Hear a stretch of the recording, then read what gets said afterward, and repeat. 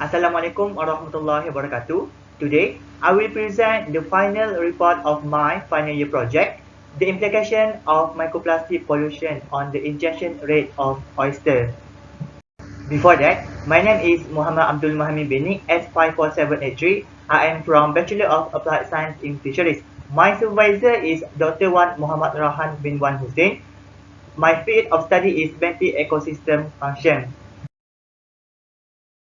Since microplastics have become an environmental threat to natural habitats and humans and have negative effect on marine species, oyster has been chosen as a bioindicator in this experiment to measure the effect of microplastic determined by their ingestion rate because the oyster is a filter bivalve that filter the water to obtain the food particles. Here are two problem statements that has been defined and need to be explored further. First, the relationship between diverse type, shape, size, and concentration of microplastic and how it affects the oyster. And the second is the relationship between sample size and period of microplastic exposure. Next is the significance of my study. This discovery will serve as a foundation for future research into the effects of microplastic on oysters and how it can cause their growth and death. Also, this effect is vital to be understood as it will be a beneficial factor in managing the ecosystem as well as a reference in policy of marine management by the government. The objective of this study is to determine the implication of microplastic pollution on the ingestion rate of oyster after being exposed to the different concentration of microplastics. And second, to determine the effect of different salinity on the ingestion rate of oyster.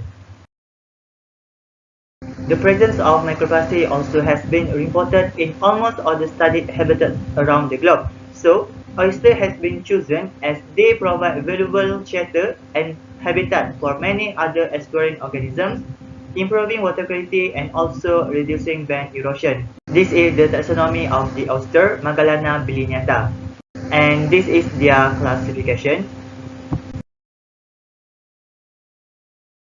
Before the experiment starts, 200 samples of fresh oyster, Magellana bilineata, with adult stages has been purchased from Ain Aquaculture Sdn Bhd in Kota Baru, Kelantan. Then, all the samples were purified and acclimatized in two separate tanks, first normal salinity 30 ppt and second low salinity 20 ppt, and left for 2 days to purge any microbiological particle matters. After that, the samples were transferred into new aquarium tanks with two different treatments of microplastic. First, low concentration and second, high concentration. And they were separated into two groups with normal salinity and low salinity. Each of the aquarium tanks were filled with 10 oysters and all the treatments are replicated 3 times. This experiment was run for 20 days. Green microalgae nanofluoropsis has been cultured for oyster feeding, and every day the oysters were fed with 300 ml of algae. Next is microplastic preparation. The type of polymer plastic that I have used is polyethylene terephthalate, for example, plastic cup. And then they were cut into small pieces and blend and sieve using micron sieve. The size of microplastic particle is 250 micrometer. Then the microplastic were added into the flask with the concentration of 0.1 mg per liter and 1.0 mg per liter and left for 3 days to mix perfectly. Next is microplastic exposure. Every day, all the samples in the treatment were fed with 300 ml of nanofluoropsis that has been mixed with different concentration of microplastic. For the ingestion rate test was done by day 10, 15, and 20. First, one sample from each treatment and replicates were transferred into a beaker that filled with 500 ml of seawater that has been added with 4,000 algae cells per ml, and then every 30 minutes and 60 minutes, 1 ml of water sample were taken from the beaker. And then, the suspended microalgae cells were counted by using hemocytometer and observed under the light microscope. The data that I measure is the mean of ingestion rate after 10, 15, and 20 days from different treatment of concentration of microplastic and different salinities. After 20 days of microplastic exposure, there were 7 oyster mortalities recorded, 4 from normal salinity and 3 from low salinity. Based on the statistical analysis, Magellana Brillianta in normal salinity 30 ppt and low salinity group 20 ppt responded differently to different microplastic concentration. After 10 days of exposure, the oyster in normal salinity setup 30 ppt has no significant difference between treatments. Also, there was no effect of low concentration on the ingestion rate of oyster, but contrary on the ingestion rate of oyster in the high concentration treatment, where they filter less microalgae per hour than those in low concentration treatment. In the group of low salinity setup 20 ppt, there was significant difference between treatments.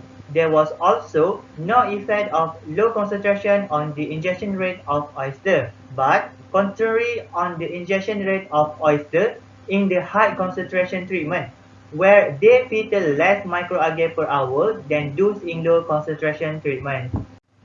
To compare, oyster in the group of low salinity filter around 2.4 times more microalgae than those in group of normal salinity. Next, on the 15 days of exposure, the results showed no significant differences between treatments and both groups. In the normal salinity setup 30 ppt, there was no effect of low concentration and high concentration of microplastics on the ingestion rate of oyster. In the low salinity setup 20 ppt, there was no effect too of low concentration and high concentration microplastic on the ingestion rate of oyster. To compare, the oyster in the group of normal salinity filter around 1.3 times less microalgae than those in group low salinity. After 20 days of exposure, the results showed no significant differences between treatment in both groups. In the normal salinity setup 30 ppt, there was no effect of low concentration and high concentration microplastic on the ingestion rate of oyster. Meanwhile, in the low salinity setup 20 ppt, there was no effect too of low concentration and high concentration of microplastic on the ingestion rate of oyster. To compare, the oyster in the group of normal salinity filter around 3.1 times less microalgae than those in group of low salinity.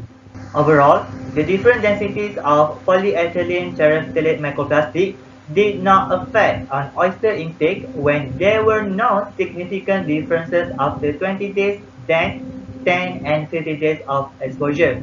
On the contrary, there was no any significance between treatments either in control, low concentration and high concentration in both groups of salinity. However, to conclude from all the exposure period from day 10, 15 and 20, the comparison between those 3 days result sampling showed that there was a significant differences in control treatment but not in low concentration and high concentration of microplastics in normal salinity group. In low salinity group, there was a significant differences of ingestion rate in low concentration treatment but not in control and high concentration treatment of microplastic. As we can see, from both results of salinities, the individuals of oyster from control treatment recorded consumed the microalgae cells faster than any other concentration of microplastic, followed by low concentration and high concentration.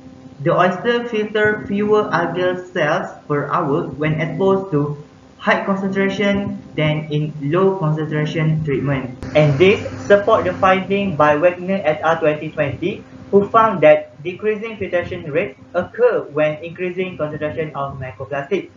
Furthermore, the difference of filtration rates may also be caused by the microplastic particles clogged up in the intestine tract of Magellana Brillianta. From this result, filtration rate of oyster in low salinity group show a greater times per hour filter than those in normal salinity group. This result, however, does not indicate any evidence that different salinity influence the rate of oyster filtration towards different microplastic concentration. It was because, as we can see, the concentration of microalgae nanochlorosis will differ between treatments in both groups by the days, so that the feeding rate of oyster in low salinity group was less than in normal salinity groups. This proved that by the day of injection rate test, the oyster filter more microalgal cells.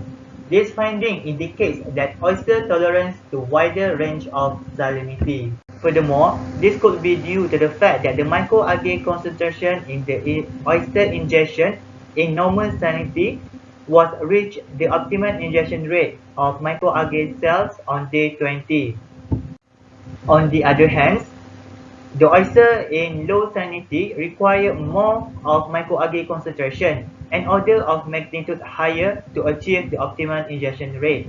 So, oyster may be more difficult to coping with an increase in microplastic particles after 20 days of experimentation, which will occur with the addition of microplastic concentration.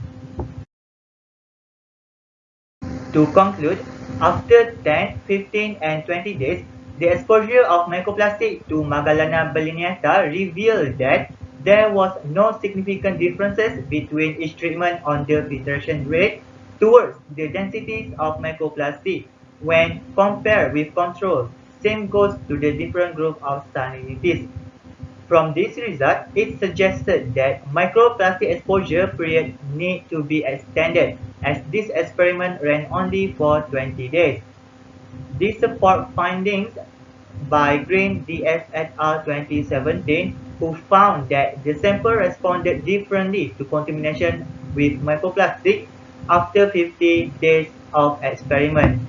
In addition, the concentration of microalgae in the treatments as they were fed to oysters with different salinities was one of the factors differentiate the significant ingestion rate of oysters between salinities. So, the type of food need to be changed as compatible with the environmental condition of the experimental setup.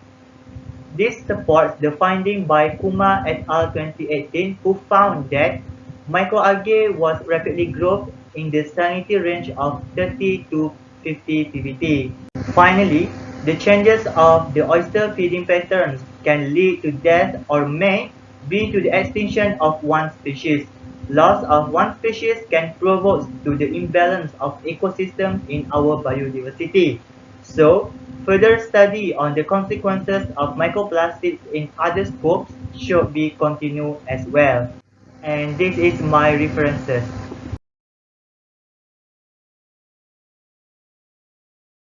That's all from me. Thank you.